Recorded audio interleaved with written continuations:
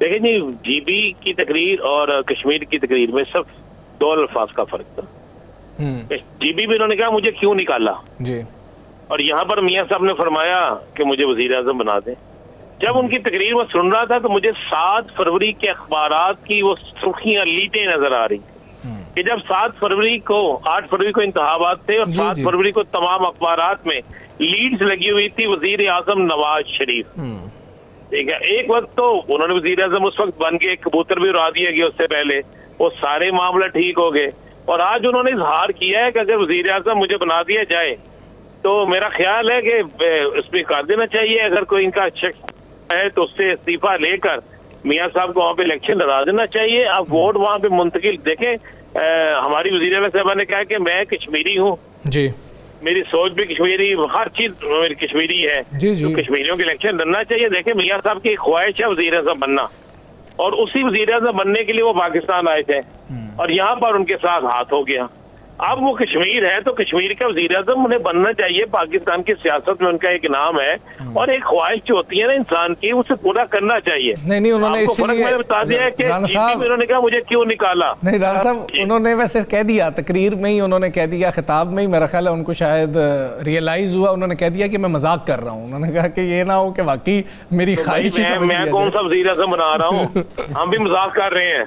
देखे, उन्होंने तकरीर में कह दिया मैं मजाक कर रहा हूँ तो हम भी उनकी बात को ही मजाक को ले रहे हैं, मजाक को आगे बढ़ा रहे हैं। बात ही सिर्फ आप ये अंदाजा लगा लेना। मैं सब ये बात कहना चाह रहा हूँ, मेरे हमारे लिए इंतहाई काबिल एहतराम है जनाब मियां नवाज शरीफ साहब, लेकिन उनकी ख्वाहिश तो थी ना।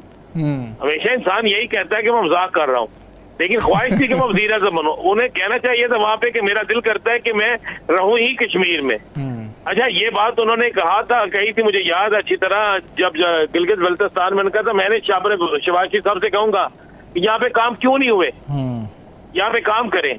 आप काम करने चाहिए गिलगित बल्तिस्तान में, आप कश्मीर में भी काम करने चाहिए। आज उन्होंने कश्मीर की कुछ महरूमियों का जिक्र किया, तो भाई पाकिस्तान में 5 साल से हुकूमत है मुस्लिम लीग नून की, उनके इत्तेहादियों की। अगर बिलावल साहब कोई चीज फरमाते हैं कि वो कहते हैं कि मेरे किसी साथी पे FIR हो गई हमारे का किसी उसपे टिकट होल्डर पर, तो वजीर आज़म उनका है वहाँ पे। तो अगर मुस्लिम लीग नून कहती है कि हमने हालात को बेहतर करना है तो मुस्लिम लीग नून वफाक में बैठी है, वफाक से बड़ा फंड जो होता है वो वहाँ पे जाता है, सारा कुछ होता है। तो ये तो एक सियासी जलसे थे, लेकिन खुशी की बात ये है कि आज मैंने बड़ा बारौनक चीजें देखी। पिंडी के लोगों को बड़ा खुश होते देखा, पिंडी और इस्लामाबाद के लोगों को। आप जरूर पूछेंगे क्यों खुश होते देखा। मैं हैरान हुआ हूँ कि आपने क्यों खुश होते देखा। क्योंकि वह यहाँ से गए ना, उनको शहर का मौका मिला, उन्हें मुजफ्फराबाद लेकर गए, यहाँ से बसें भर के गई, वैगनें भर के गई, गाड़ियां भर के गई। आज तो बिरयानी भी सुना है कि उसमें बोटियां ज्यादा थी, आज तो सुना है कीमे वाले नान भी थे। मौसम के लिहाज से सारा कुछ था। चले, सैरो तफरी तो हुई ना, सारा कुछ हुआ। अगर मेरी ये बात गलत है तो मैं चैलेंज करता हूँ, क्योंकि मैं खुद इस वक्त शहर इक़्तिदार में हूँ और मैंने शहर इक़्तिदार में लोगों को जाते हुए देखा है। मैंने शहर इक़्तिदार से किस तरह कौन कौन लेकर गया, पिंडी से कौन लेकर गया देखा। और ये इन्होंने नहीं किया, पीपल्स पार्टी ने भी इसी तरह किया था और बहुत बाकी सियासी जमातें भी इसी तरह ही करती होंगी।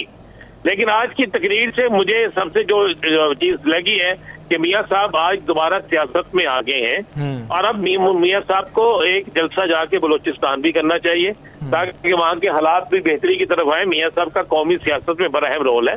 मियां साहब को KPK में भी जलसा करना चाहिए और मियां साहब को पंजाब के अंदर भी जलसा करना चाहिए।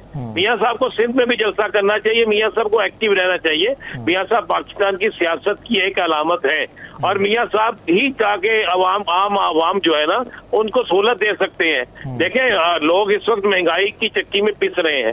यहाँ पे रोटी और नान फरोश जो है यूनियन, उन्होंने रोटी महंगी कर दी, नान महंगा कर दिया। यहाँ पे सब्जियां महंगी हो गई हैं और आज पाकिस्तान की तारीख में 450 का हिस्सा जो है क्रॉस कर गया है टमाटर। यानी अब $1 जो है ना उसमें किलो टमाटर नहीं आता।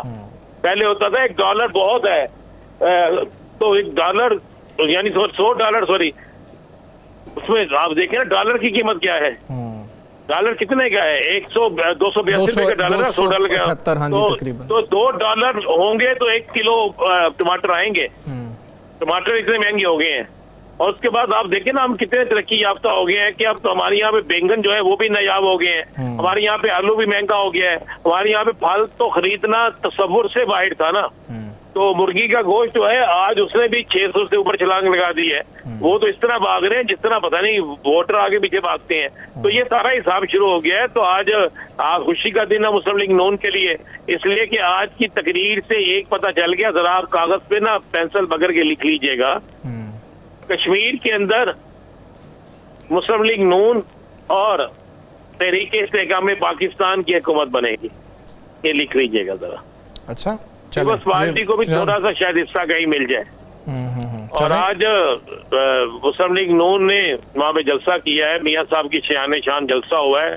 सारी हुकूमत वहाँ पे मौजूद थी और सब ने मिलकर जलसा किया है वहाँ पे, और बड़ा अच्छा जलसा किया है। और ऐसे जलसे सियासी सरगर्मियां होंगी तो बाकी मामला सब ठीक होंगे। लेकिन यहाँ पर मैं एक और बात करना चाहूँ, ये जलसा तो हो गया, सुना आप भी नया मोबाइल खरीद रहे हैं, बचत हो गई है बहुत ज्यादा, और साकब भी नया कोई मोबाइल खरीदने जा रहा है, और सुना है को गाड़ियां शाड़ियां भी नहीं लेने जा रहे हैं। मेरा तो ख्याल था कि आप क्योंकि इस्लामाबाद गए हैं तो आपकी राना साहब काफ़ी बचत हुई होगी पेट्रोल की। मैं कह रहा हूँ, मैं तो रात को पेट्रोल की जो कीमतें सुनी ना, तो फिर मैंने कहा भाई अगर इसी तरह कीमतें कम होती रही तो मैं तो 2 से 3 दिन में नया कोई जो है ना मोबाइल जो सबसे महंगा होगा वो ले लूंगा, क्योंकि इतनी ज्यादा रहते उन्होंने कर दी, 35 पैसे सस्ता कर दिया। रान साहब आप सादे से आदमी है, तबीयत खुश हुई कि जिसकी हद ही कोई नहीं। नहीं रान